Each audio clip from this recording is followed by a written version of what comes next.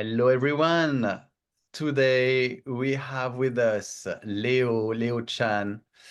Today we will talk about creativity, innovation, very, very, very interesting stuff to come. Um, uh, for you who might not be aware of the Irreplaceable framework, so this is coming from the book that was released 3 months ago. Um, we discuss in this book three competencies of the future, being change ready, because we know that the frequency and the magnitude of change that will come is higher than ever. We need to build resilience and adaptability to a whole new level. The second of those competencies is being AI ready, so meaning being able to use AI and use the new AIs that will come, and use them to the fullest extent, but also understanding the dangers and the risks and their limitations. And the third of the three competencies of the future is being human ready. So basically, in a world where AI is seemingly taking over most of the human capabilities, most of the capabilities that we thought were uniquely human, what is remaining to us, and what should we build today as skills in order to be relevant for the future? And one of those key uniquely human ability that helps us to be to work in synergy with AI is what we call genuine creativity. And this is a type of creativity that no AI can build because it is built on uniquely human traits. We were all born and we all have a life story. We've grown and we have had experiences, and those experiences we bring them into our creations. We also have a personality that is different from each of us. I mean, for you who have kids, you can see that even kids living in the same environment, in the same life, are very different. And on top of this, we have emotions, and love is a key emotion that is nurturing our creativity. Um, so because of this, the creativity that we generate is very different from the mix and match that AI can perform. So AI can only create by recombining existing components. We can create with originality and novelty thanks to those components that are uniquely human. This was an introduction to set the foundation. Now, Leo, we are so happy to have you with us. We'll talk about creativity. How can we be more creative? How can we, I mean, you're gonna give us tips. I mean, that's your background. You've been immersed in that for years. So we have a lot to learn from you. And maybe at the end, if you also into this, talk about how we can use AI to be more creative. That's also an option. But I think we have a lot to learn from you. And I've seen some Legos things coming around. So we're gonna play. Yeah, Leo, thanks can for you Leo, can you just give us a bit of background on yourself? yes, yeah, thanks for having me, Pascal. I'm very excited to be here and have this conversation with you. So I am the Chief Innovation Igniter of Abound Innovation Inc., where I help humans be better humans. I teach people how to unlock innovation and creativity in their life. So I come with lots of decades of experience in the world of innovation and creativity. I have a graphic design degree, so I've been practicing this myself as a creative artist. But then I moved into the corporate world and to corporate innovation for over 10 years now. So I've been running this business for 4, and I get to do this. I get to unleash innovation and creativity in people, and some of that is also through Lego. Excellent. Love that. We love that. Um, yeah, so you were a creative originally. You were more of an artist, if I understand well. So it's a And funny story. I never called myself an artist when I was growing up because I was very bad at traditional fine art. okay, Art class actually was I hated art class when I was in grade 8. I was bad at paper mache and painting and all of that. But too I many constraints, maybe. I just actually was really bad at like using my hands to make Okay. things. Um, but I grew up with the internet, and in the 90s, I fell in love with this, like the whole website thing. And so I started just out of my own curiosity of technology. I started playing around with websites, and eventually I realized I liked designing what they looked like. So I went for a long shot. I applied to design school with no fine art background, and I actually got in. So long story short, eventually I realized I was an artist, but I realized that I didn't call myself an artist because I saw it in a very specific way. It had to be, painting or canvases or paper mache, and I couldn't do those things. But then I realized over my years in design that actually art could be expressed differently. Creating a Exactly. website could look different, a poster, a stamp, like all of that was still art. That was still creativity. So eventually I reconciled, hey, I am an artist because I'm able to uh, bring creativity visually, just like anyone Yes. else does. So And Leo, that's a very important point. Very often we think we are not creative because we are not artists, because in our right. brain, the one equal the other. But it's not the case. We can be creative in so many domains Oh that are yeah, not artistic per se. And I think all of us were born with creativity, correct? It's all absolutely. about how we've nurtured it and build it and how we are using it, basically. Huh? Yeah. Yeah. I think if we look at creativity as a very simple way to look at it is just to be able to generate a new idea.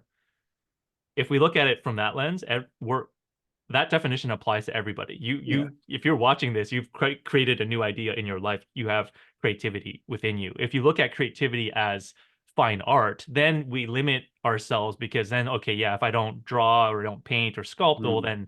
then that's not me. But creativity is much broader than the arts. It can be in the arts, but it's so much more broad. And that's what innovation is. It's basically creativity in business, right? Yes. Being applied in business. So And it's is it like a muscle that we can build, I mean, with exercise and that oh we can yes. build? And yeah, Yeah, yeah. Just like any other muscle in the body, if you don't use it, it will atrophy.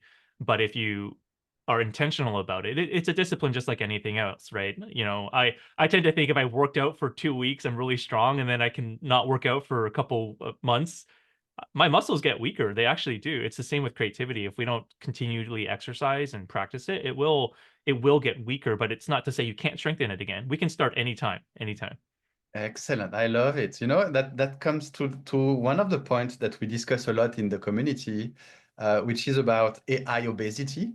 What we call AI obesity is satisfying ourselves with the first outcome from an AI that gives us, you ask for a picture and it gives you a picture and you just use it, take it for granted, get satisfied by this shallow, limited, Mm. oil.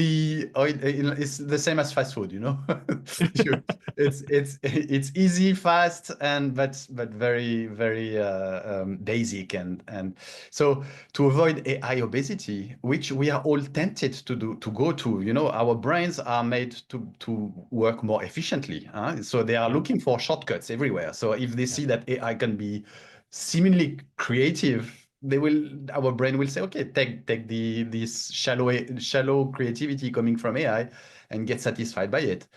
Mm. We should resist to that, and to resist to that, we should build to a higher level our uniquely human abilities, our humics, which creativity is part of it. And so we explain tips. We try to give tips to go further, but and build to the highest extent our creativity. This is the best way to avoid falling into the AI obesity, and on the other side, to help us create higher synergies with technology.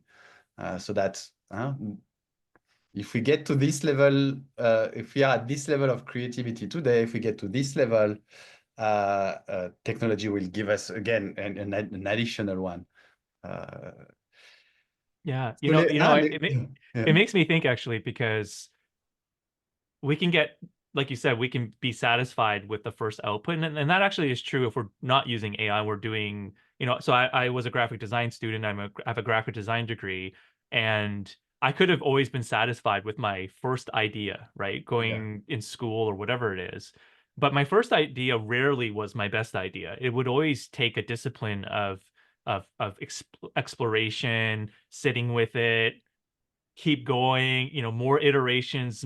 And it was quantity that led to quality. And, regardless if you're using AI or you're doing this yourself, that's what it takes. And I think sometimes with creativity, we can forget the joy of doing creativity, like being in the process of Yes. dreaming up new ways of doing something, dreaming up of new ways of solving a problem, whatever that is for you.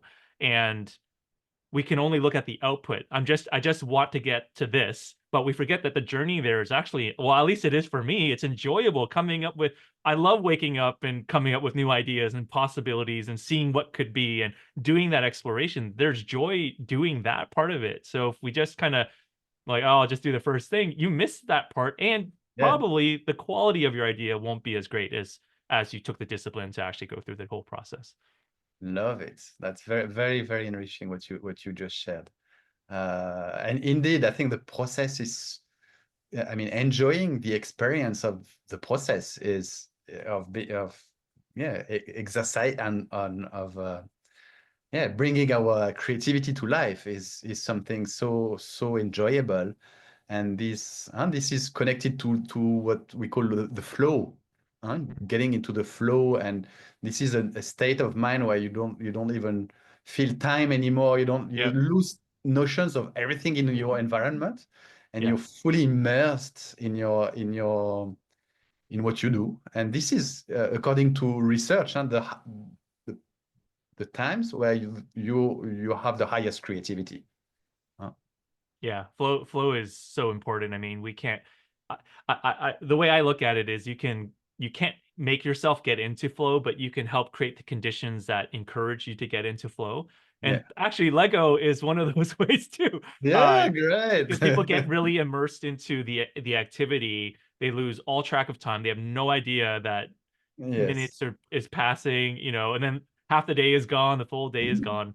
Those are the best moments when you're I immersed into mine that. my thing is to listen to music. I will Me put too. this on my ears, and I will go with the flow, and completely forget about time. Yes. Yeah, And that's the best. It's the yes. best. And it's so enjoyable, right? You're Yeah, definitely. performing better, there's more creativity. It's like the neurons are all firing at optimal capacity. It's great. I love flow.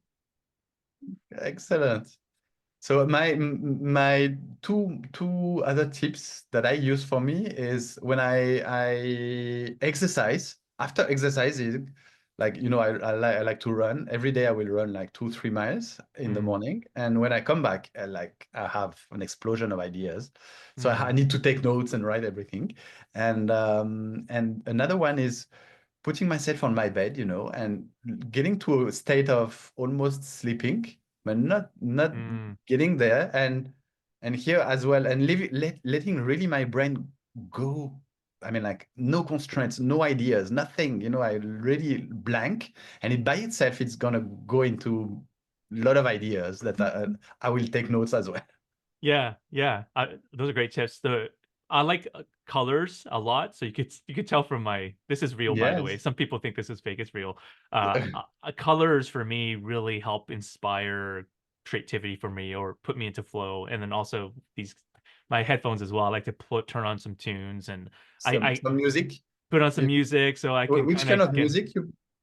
I listen to all kinds when I'm really trying to focus. I listen to like low fidelity beats or sort of it's kind of got a good groove to it. Not no instrument, no lyrics because if I Yeah, listen same. to songs, I will start singing them, then I get distracted. So it's Same, got to same. be Yeah. kind of I do instrumental. piano, Oh, yeah. piano. And I kind of like it when it's melancholic, when it's sad. I don't know why. Yeah. I like the positive, upbeat, cheery kind of stuff. Okay, okay. But yeah, the colors for me really helps. I think your environment actually makes more of a difference than you realize. Wherever you find yourself working, does that feel creative to you or does it feel boring and uninspired? We can Yes. add elements like color or texture, whatever it is to help create that mood for us. And I think we can take for granted that, if you're in a just say you're in a white room with low ceilings and harsh lighting, you probably aren't going to feel super creative there. But if maybe you have Yeah. a window, you can open up the window, look outside, or add some color, add some art. Those types of things actually really help set the mood. And that's why the things in my office are very curated. You can't probably tell what this is. It's a floating light bulb. And every time I look at my floating light bulb, it's defying gravity. It's a signal to me that things are possible. It doesn't have to be the same. So, Wow. How does it float? it's magnetism. So it's a very very strong magnet, and it just kind of however magnetism works, it makes it float. Nice. Amazing. Excellent. So yeah, so part of your job is to help people to be more creative, correct? I Yes, think yes. your role currently is in your uh, you explained to me in your company. I leave it to you. Yeah, Ex- yeah. So I call myself the Chief Innovation Igniter. I have a curriculum of 15 different modules on how to think and be innovative. A lot of it actually starts in our mind, which we don't spend enough time considering, how we can really put our mind right, to think more boldly, to think more collaboratively, to look at things with a beginner's mind or a fresh perspective, to create a psychologically safe environment. Those types of mindsets are really, really important. And then, we actually have to, do innovation. So what are the skill sets? Idea generation, idea evaluation, prototyping, testing, problem framing and definition, researching. All these things are skills you can learn, but it's not common to teach these types of principles. Hmm. I find innovators just do it, but how did they get there? They were either taught or they stumbled upon it. So I base this entire curriculum based on my journey as an innovator as well as my corporate experiences. And so I put into this curriculum that I teach organizations and individuals how they can level up to be more innovative in their life. Amazing, Yeah. amazing. We want to be your students. Tell us how to be more creative. Yeah, I just launched a course this past week for Black Friday. It's a topic that is a key trait of innovators, and innovators do something called associative thinking, which is taking unrelated concepts and they smash them together. So they might take something from nature, for example, in technology, and put them together, and then boom, innovation happens, right? So, for example, my favorite example is flight. The Wright brothers, when they were trying to figure out flight, they were inspired by birds, right? If you look at birds, they have wings, they flap. Yes. Airplanes have wings, right? So they took inspiration from nature and they innovated. They created that as their source of inspiration, and it solved the problem that eventually became flight. And now it's super normal for all of us. But that practice has been replicated throughout centuries, and researchers who research the world's greatest innovators practice associative thinking, but they don't teach you how they do this. And I realized years ago, I'm like, I've been doing this for decades in my life as a creative person. Um, I would take unrelated items and smash them together and do it. And I was like, I need to teach people how to do this because it's such a powerful thing that really starts to make the world as I call it's like a treasure trove of inspiration. When you can start Hmm. looking at the world and leveraging these concepts and principles, you can use it to start thinking differently about your work, and it's fun in the process as well. Excellent. So it's making parallels between two things that are unrelated and that Yeah. can solve problems with that. Yeah, Steve Jobs actually, if you don't know his story, when he first attended college, he went to Reed College, and it was very expensive. So he decided to drop out of Reed College because the classes that he was taking didn't seem that interesting. It wasn't really aligned with what he wanted to do, and his parents were paying an incredible amount of money for him to go. So he said he dropped out of college and he dropped back into Reed College into classes he really found interesting. One of those was calligraphy class, Mhm. and Reed College at the time was really known for beautiful hand-drawn posters. And so he wanted to learn it just because he thought it was interesting. So he takes this calligraphy class, and then nothing happens. But Uh, 10 years after that class, he was designing the first Macintosh computer with Apple, and he wanted that all, he literally says this in his commencement speech at Stanford. He said, "It all came back to me 10 years later." He's like, I had no idea that this had any connection or even any remote use in my life. But 10 years later, when I was designing the Mac, it came back to me and we put it into the Mac. We wanted the Mac to have beautiful typography, and it transformed typography for personal computing. And so that little experience that he had actually brought typography to computers. I yeah, mean, it's amazing. so that's how this works. So there's ways to be very strategic about how to start leveraging this in your life. I love that. I love that.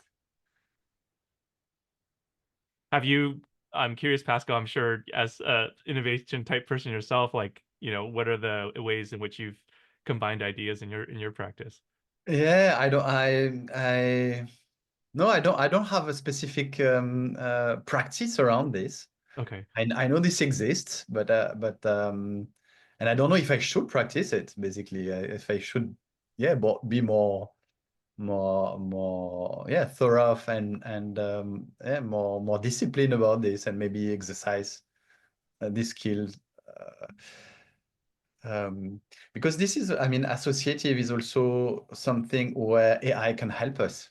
Oh yeah. That's that because it's a mix and match in a way. Yes. This is where AI can help us find ideas by combining different ideas. That's definitely what it is able to do. Huh? So Yes, I'll give you a AI hack. So the concept of combining nature with an idea or problem that you're trying to solve is called it's a concept known as biomimicry.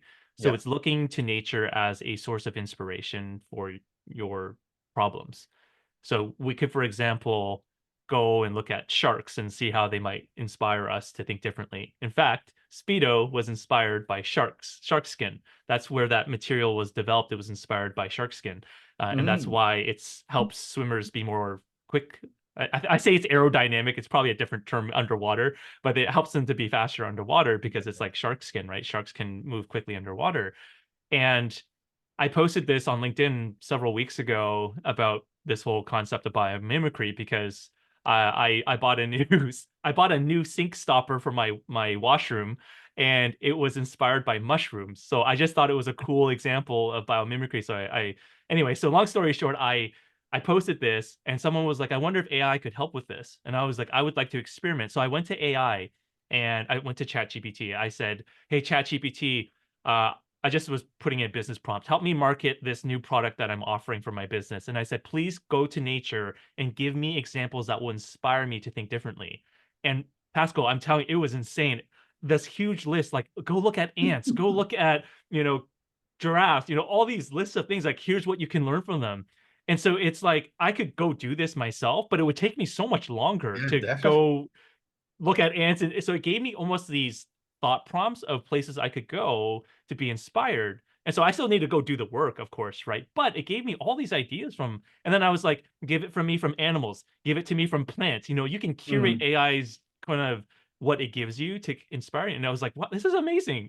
So I mean, I like AI that it can help uh augment or be a helpful friend, if you will, in this whole creative journey as we're coming up with new ideas and things. I would never ask it to do it for me because that takes away being human and that's not fun for me. But it can Mm. certainly give me new thoughts, which is great. I always need Definitely. new thoughts, right? We always want Definitely. new inspiration coming in from different places. Definitely. I always found it's a great partner to brainstorm. Huh? Oh yeah. This kind of so the first point was associative creativity. Huh? Yeah, that's a That's very powerful ways. yes. I mean, there's rigor around how to do this, at least from my perspective. Like I've created a process and there's tools and techniques to really Okay. lean into it. But the first thing I would say is just it sounds weird, but doing random things is feeding your brain with the ability to connect dots to your work. We tend to actually do all things the same all the time. It's counterintuitive for us to go, for example, if I were to go look at ants today, that seems like a weird activity, but it could inspire me for the problem I'm working on, right? And so giving myself permission to do these kind of unrelated tasks actually is Yes. a freedom for us because there's again, I think the world is full of inspiration. It's just that we're not going out looking for it. We're not doing that Yes. discipline of Yes. finding it, right? So I want whoever's listening to this, go do unusual things and I Break the tell routine. Break break the the routine routine. and It fills your brain with new things. spark your creativity and That's right. curiosity. Curiosity. I think curiosity is very important. Oh, for sure. Huh? Yeah. Yeah. Yeah. Yeah. Excellent. Thank you. Thank you, Leo. I have so many things that I love talking about. Yeah, My please go curiosity. ahead. I, Go I ahead. mean, I don't want to ask you more questions because I know you have everything coming by yourself. So I mean, please go ahead. curiosity. We are very all focus waiting for your tips. Let's talk about curiosity since you just Yeah. mentioned it. Curiosity is something that is within all of us as well. So just like we talked about creativity, I think, but unfortunately, I think our society, the way our world is structured is, for some of us, especially the educational system, for some majors, curiosity is not encouraged because you have answers. There's things that are black and white that are set in stone. And so that curiosity in some of us can be smushed or Yes. it can go dormant. Mm-hmm. But when I started thinking about this is another course that I teach on, is on how to be more curious, because Mm. there are strategic ways in which we can do this, and we all naturally are born curious. It's just that as we grow up and we become adults, we generally, by nature of experience, we become less curious because we know more stuff, right? And it's important for us to keep this alive in us, because I mean, actually, curiosity leads to more happiness. There's research that shows that Okay. curious people are happy people. So, exploring curiosity in your life actually will do a lot for you, not only professionally but personally. And it's about keeping the mind of a child. Yeah. Being curious and willing to learn anything and asking stupid questions everywhere. Yes. Yes. I love Yeah. doing that. Yeah. Because we can look at question asking being, oh, that might make me not be perceived as an expert. And if we do that, then we can shut down not only us, our own curiosity, but the modeling to others, that it's Mhm. okay to ask questions and to explore. It's the point is exploration. The point is to see what could be. And so leaning in with curiosity always enables us to do these things.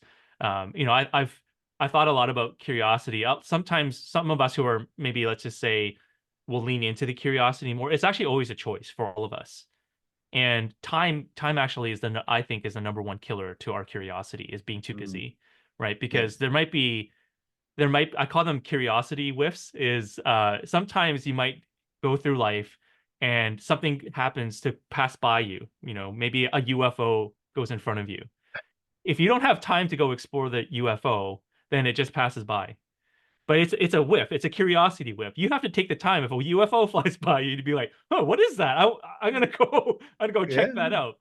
And so we often miss this because we're too busy. We don't get Yes. to see anything. And it's a difference between if you're walking on the sidewalk in a neighborhood versus driving down a freeway. When you're driving Yeah. down a freeway, you can't see. It's blurry. It's really really fast. You don't see all the detail. But when you're Yes. walking, you can smell the roses. You can look at the Mhm. leaves. You can pet a dog, all Yes. those things. And we need to give ourselves that permission to lean into curiosity, because Mm. that dog could inspire you for your day or the problem you're solving for. You never know. Yeah. So we have to give ourselves that permission to explore curiosity. Yes. Yeah. Excellent. Yeah, I love it. And so it's not only to nurture our creativity, but also to find how do we call it? The randomness that creates opportunities in our lives. It can be Yeah. meeting a new partner, Right. getting to know a new company that finally you get to work with. Yeah. Um, Yeah. Yeah. It's a practice that I think most adults don't give themselves permission to do yeah. because you're too busy, right? And when we consider all we can win from that, we should definitely take this time sometimes, like yeah. Yeah, that my easiest tack, for corporate people, because I've been in corporate, I know what it's like. You literally put it on your calendar, because it gets Oh, booked off really? by That's meetings. good. It's simple, right? Just take your next lunch break that you have, the 30 minutes or 1 hour that you have, and like literally put it as a creativity break, a curiosity break, where you can just go explore something, go do Yeah, something, something you've been yeah. curious about. Or Go meet with people you don't know, meet your or people. whatever, Yeah, give yourself that time or, and then do or go it. to And a restaurant you never go to, or exactly, just, exactly. Listen or to music that you don't listen to normally. All these yeah. different types of experiences will actually, again, fill your brain with new possibilities. So it's like we said earlier, it's a practice, it's a discipline that, Mm-mm-mm. if you value this, if you want new thinking, if you want to be more creative, if you want to have Yes. different ways to solve problems, then you have to give yourself permission to do it, because it's creativity isn't like a light switch. You don't just turn it on and off when you want it. It doesn't work like that. I mean, it doesn't work like that for me. Yeah, yeah, definitely. I agree with you. Yeah, You have to definitely. kind of do the work to help it Yeah, work for you, yeah, right? Right. yeah, yeah, yeah, yeah. Excellent. Thank you for sharing this one as well. Yeah, yeah. We can I also mean, talk about Lego, Pascal, if you want to. If yeah, you I would love to see that. Yes, what do you know really. about? Have you heard about Lego Serious Play Oh, before? no, no, no. I don't know anything. For me, Okay, Legos are the things I played with a long time ago. okay, And, okay. Well, but you're in it for a treat today because it's my favorite business tool that I have ever encountered. And excellent. it sounds weird. I was first introduced to Lego Serious Play in I think it was 2015. I went to an innovation conference in Boston Uh-huh. and someone was doing it was a like 3-4 hour workshop, Lego Serious Play, and I was like, what is this? So I didn't grow up playing with Lego as a kid, but I'm curious, going back to our conversation on curiosity, I was curious and I was like, what is this? Why are we spending 4 hours playing with Lego? And I fell in love with it. I I had never seen anything like this in my life, and I really wanted to get trained on it. So years later, after I was able to convince my leaders to let me do this Lego thing, I got trained on it. And the way it works is you basically Are you will. certified? Are you I like, am. yeah, I am. yeah, I am a. wow, there are some I'm a. certifications. Yes. You know, before talking now together, I mean, you just taught me that this is existing. I didn't even know. So you said Lego Serious Play, correct? Lego Serious Play is what it's Okay, got called. it. Yeah. Yes. It is. So it is a practice that's done throughout the world. It's existed for over 20 years. Wow. I Lego currently doesn't certify anymore on training people on Lego Serious Play. They only train 4 people in the world, but I was trained by 2 of them. So I actually train on Lego now myself, but I'm both a trained facilitator and a trainer. But it's using Lego to communicate. So instead of using your mouth, you build in Lego and you use three-dimensional models to articulate your ideas and communicate with one another. And I'll share with you an example to show you how Yes. this works. So, sorry, what is the what can we expect by practicing this? What is It it? I mean, I use it for business. I've used it for business strategy. So like let's say you're trying to plan for next year, 2025, there's Wow. normal business methodologies for that. You can do that through Lego. And Wow. you can build your strategy for next year with real builds and you'll create different items and things like that. It's very popular for team building and team development. So I've worked with teams that, let's say, there's merger and acquisitions, right? That three companies merge into one. People don't know what each other are doing. They don't know they have no role clarity. They lack team clarity. They don't know what Mhm. on the individual level is. So I've done that through Lego, where they're getting to know each other by building with Lego and Yes, very understanding good. what their roles are and Very all good. of that. Very good. Team culture, if you Okay. if you have a newly formed team and you've never worked together before, what is your cultural Yeah. norms? You can Yeah. do that through Lego. The use cases are So, limitless, really. They really yeah. are. So a lot in communication, change management, creativity as well. Huh? You talked about Creativity. the Yeah. strategy. Yep. Yep. Do you recommend to practice every day as well? I don't use it as much for myself, which I probably Okay. should. I'm doing it a lot for clients, so I really get to be on Okay. the other side of it. But when I want to think, I'll bring out my Lego and kind of create. So let me show you how this works. So I'm gonna You get paid to play with Lego. I Wow. get paid to Lucky play with you. Lego. I'm So gonna talk to my kids. They will be jealous. this is how this works. So the way Lego Serious Play works is you have a prompt. Okay, so you have a prompt and you build according to that prompt. So this is me in Lego. This is what's strengths that I bring to a team. So this is my model. So let me talk about what this is. So you can see that I have this yellow thing on my head. I Okay. am an idea factory. I'm really strong at coming up with lots of ideas. So that's why that Uh-huh. yellow thing is here. And I'm carrying this pole here because I like to champion those ideas. I want to see those ideas come to life. So there's like a little propeller here and a jet booster on me because I'm someone that will see that come to life. I have a clear vision, which is represented by this clear block right here. I have a Okay. clear vision for the future of this, so I can see that. And then the ladder is I help get there. I bring people along the way. So there's a bunch of eyeballs, eyeball here, and it's because I am really good at collaborating with others. I like to bring them on the journey so we go together. And then you can see there's a bunch of different colors. I'm playful and I bring my personality to my work. So I bring who I am to all that I do. And then you can see there's two bridges. sometimes we, about blue oceans. Those are those great places we want to go when we innovate. Sometimes they are, and sometimes they don't go anywhere because we got to explore. You just take a risk. You never know. And Excellent. there's a lot of green here because it represents that I'm growth oriented. I'm all about, bringing us up to the next place and all that kind of thing. So this is actually how this works. This is everybody that's in a Lego session will build their own model. So you're not told Okay. what to build. You're just given a prompt and then you manifest this whatever way you want.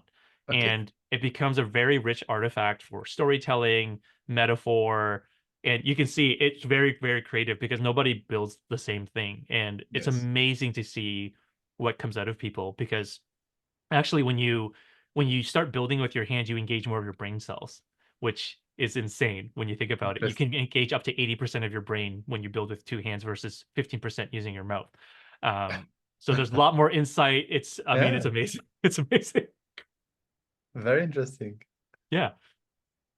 I actually on LinkedIn, one of my LinkedIn learning courses, I have a video that explains the process to serious play. So it's a short, like 5-6 minute video. And if you're curious, if you want to learn a little bit more about it, you can go watch that video and you can kind of see. I actually it's the same model that I like to share. This is Leo and Lego, so I have that model in that video as well. Very good. Excellent. And so with the people you help being more creative, you make them practice on a regular basis Yeah, yeah. with Lego. Yeah. Lots of tools actually. So I mean, Lego is my favorite when I work with teams and individuals, but there's so many different techniques and tools that you need to actually just practice, put it into your day, and actually do it. Right. That's what makes you creative. It makes you uh, being able to leverage inspiration and use it for yourself. I teach from experience. I don't teach from like theory. These are all like how I've been a successful innovator, a successful creative person. It's all the years that I've been doing this and learning from others too. I mean, I don't have the only solutions to be more creative. I love learning from other people and hearing what their tips are, what tools they're using, how they're staying fresh, like all of those things. We pull from everybody to help each Yes. other be more creative in our work. Excellent. And I think here AI can help as well to find new prompts with different goals. If you are in a team, we wanna use a prompt to help us build those Legos and get some insights from that. So I'm sure you can ask AI to help with finding the right prompts, the right games to play in a way, huh? To reach our goal.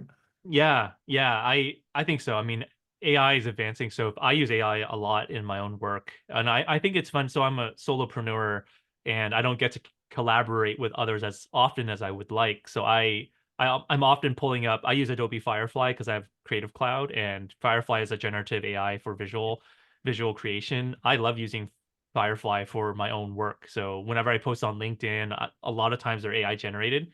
My logo is actually AI generated. This is my Nice. company logo right here. And I Nice. used Adobe Illustrator and I was like, again, I told you I'm not good with like actual drawing, right? I still don't have that skill set. So I kind of asked it for different prompts and I merged it into this. So I was like, this is a brain bulb that looks kind of like a pencil. That's like a brainstorming cloud and all that. So I kind of Nice. mixed and matched all these concepts from AI and I put it together. So I use it a lot in my own practice. Amazing. Amazing.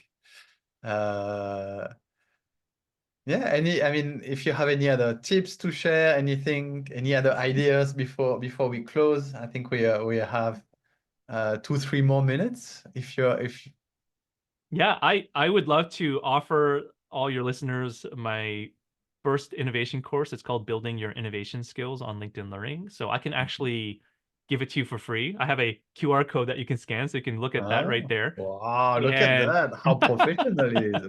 you Wow. can scan that and it'll bring you to a web page. You can just give me your sign up with your name and email, and you will get 24 access for free.